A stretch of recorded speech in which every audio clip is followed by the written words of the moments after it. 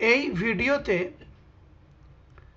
আমি তোমাদের group by ক্লস্টার আরেকটা ব্যবহার দেখাবো। তোমরা লক্ষ্য করো, এখানে আমি একটা এসকিউএল কমান্ড দিয়েছি। আমার মাউস পয়েন্টার লক্ষ্য করো, select star from sales DEC, অর্থাৎ সেলস ডিইসি বলে একটা টেবিল রয়েছে, তার মানে সেলস ডিসেম্বর,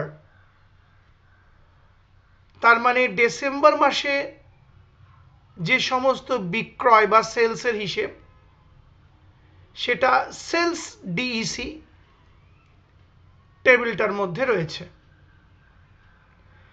এবার select star from sales DEC, তার মানে আমি সেলস ডিইসি বা সেলস ডিসেম্বর টেবিল থেকে সমস্ত ফিল্ডস এবং সমস্ত রেকর্ডস দেখতে চাইছি। সেমিকোলন টাইপ করেছি, তারপরে এন্টার কি প্রেস করেছি, সঙ্গে সঙ্গে আমাকে আউটপুট দেখিয়ে দিল। দেখো, দেখতে পাচ্ছ তোমরা, এই যে চোখের সামনে আউটপুট রয়েছে, বিল নাম্বার রয়েছে, প্রোডাক্টের নামগুলো রয়েছে এবং সেলস অ্যামাউন্ট। অর্থাৎ ধরা যাক কোম্পানি ডিলারদের কাছে মাল বিক্রি করেছে বা তাদের গুডস বিক্রি করেছে, এটা হচ্ছে তার হিসেব ডিসেম্বর মাসে। এবার প্রত্যেক ডিলারকে প্রোডাক্ট বা জিনিস বিক্রি করে তার একটা বিল দেওয়া হয়েছে। বিল নাম্বার 1001, প্রোডাক্ট মাইক্রো ওভেন বিক্রি হয়েছে, সেলস অ্যামাউন্ট 7 লাখ, অর্থাৎ 7 লাখ টাকার মাইক্রো ওভেন বিল নাম্বার 1001 এ বিক্রি হয়েছে। সিমিলারলি বিল নাম্বার 1002, ডিলারকে মিক্সার গ্রাইন্ডার বিক্রি করা হয়েছে, সেলস অ্যামাউন্ট 5 লাখ টাকা। আবার বিল নাম্বার 1003 বা 1003, ডিলারকে এয়ার ফ্রায়ার বিক্রি করা হয়েছে, সেলস অ্যামাউন্ট 20,000 টাকা। এইভাবে বিভিন্ন বিল নাম্বার সেই বিলে কোন প্রোডাক্টটা বিক্রি হয়েছে আর কত টাকার বিক্রি হয়েছে বা সেলস অ্যামাউন্টগুলো এই সেলস ডিইসি টেবিলে রয়েছে। ধরে নিই এই রেকর্ডগুলো ডিসেম্বর মাসের। এবার আমরা বার করতে চাইছি মাইক্রো ওভেন মোট কত টাকার বিক্রি হয়েছে, মিক্সার গ্রাইন্ডার মোট কত টাকার বিক্রি হয়েছে, এয়ার ফ্রায়ার মোট কত টাকার বিক্রি হয়েছে ইত্যাদি। মাইক্রো ওভেন দেখো এখানেও রয়েছে, এখানেও রয়েছে, আবার এখানেও রয়েছে। এখানে বিক্রি হয়েছে 7 লাখ টাকার মাইক্রো ওভেন, এই রেকর্ডে বিক্রি হয়েছে 4,50,000 টাকার মাইক্রো ওভেন, আবার এই রেকর্ডে বিক্রি হয়েছে 3,80,000 টাকার মাইক্রো ওভেন। তাহলে মোট কত টাকার মাইক্রো ওভেন বিক্রি হলো। সিমিলারলি মিক্সার গ্রাইন্ডার, এখানে এই বিল নাম্বার 1002-তে বিক্রি হয়েছে 5 লাখ টাকার, আবার মিক্সার গ্রাইন্ডার 1009 নম্বর বিলে বিক্রি হয়েছে 4,50,000। তাহলে মোট কত টাকার মিক্সার গ্রাইন্ডার বিক্রি হলো।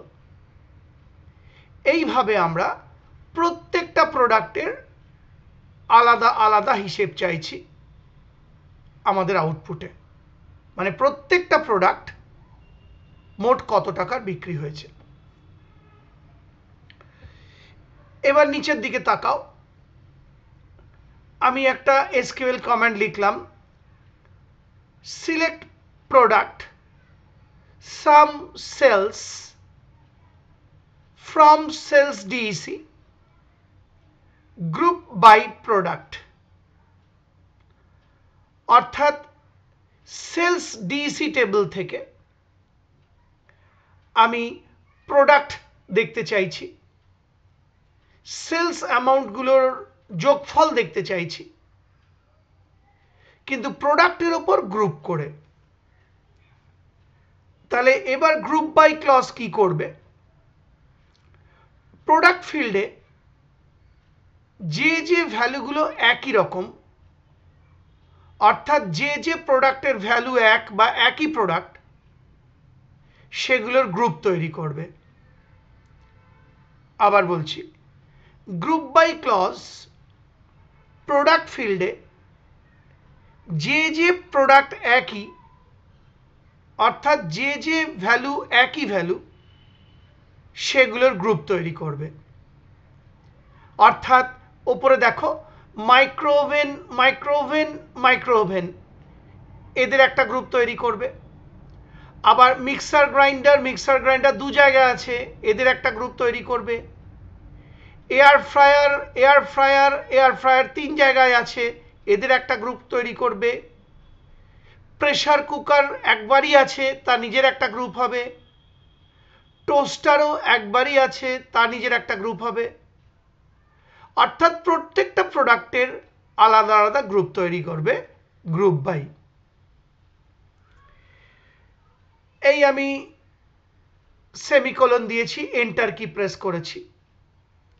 এবার গ্রুপ বাই প্রোডাক্ট ফিল্ডের একই ভ্যালুগুলোকে গ্রুপ করবে এবং সিলেক্ট স্টেটমেন্ট প্রোডাক্টের নামগুলো দেখাবে আর সেলস অ্যামাউন্ট যোগ করে করে দেখাবে। এই দেখো আউটপুট এসে গেছে। মাইক্রোওভেন, এই যে প্রোডাক্ট আর এই যে সাম, মাইক্রোওভেন এই যে অ্যামাউন্টটা, অর্থাৎ ওপরে তাকাও, এই যে মাইক্রোওভেনের একটা অ্যামাউন্ট, মাইক্রোওভেনের আরেকটা অ্যামাউন্ট, মাইক্রোওভেনের আরেকটা অ্যামাউন্ট, এই তিনটে অ্যামাউন্টকে যোগ করে এই ফিগারটা বেরিয়েছে।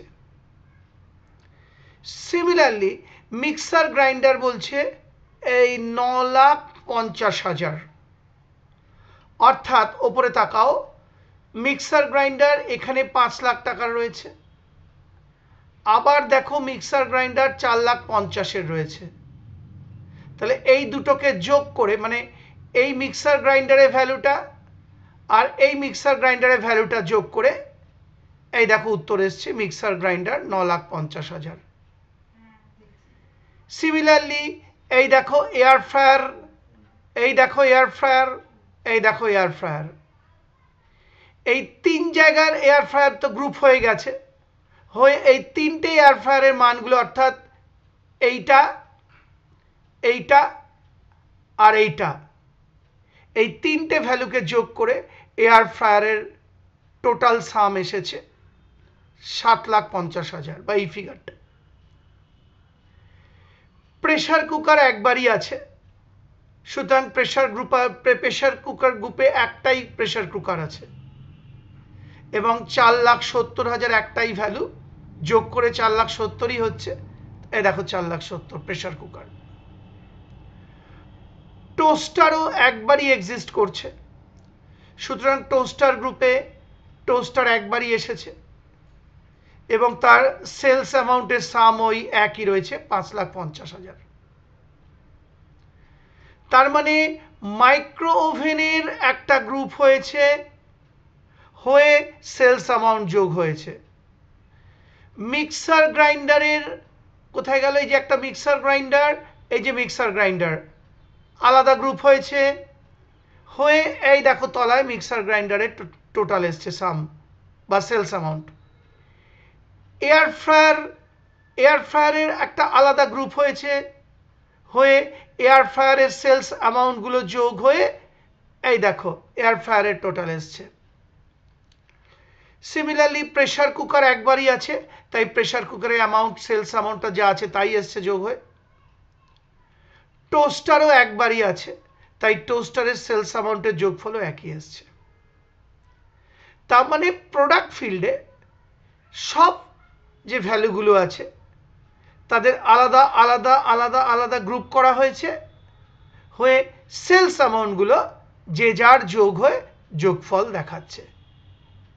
আর এই আউটপুট থেকে আমরা পেয়ে যাচ্ছি মাইক্রো ওভেন ডিসেম্বর মাসে মোট কত টাকার বিক্রি হয়েছে, মিক্সার গ্রাইন্ডার ডিসেম্বর মাসে মোট কত টাকার বিক্রি হয়েছে, এয়ার ফ্রায়ার ডিসেম্বর মাসে মোট কত টাকার বিক্রি হয়েছে, প্রেসার কুকার ডিসেম্বর মাসে মোট কত টাকার বিক্রি হয়েছে, আর টোস্টার ডিসেম্বর মাসে মোট কত টাকার বিক্রি হয়েছে।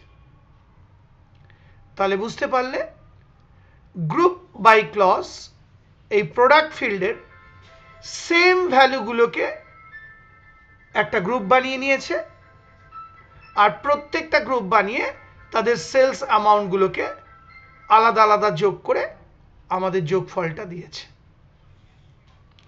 আশা করি বুঝতে পারলে।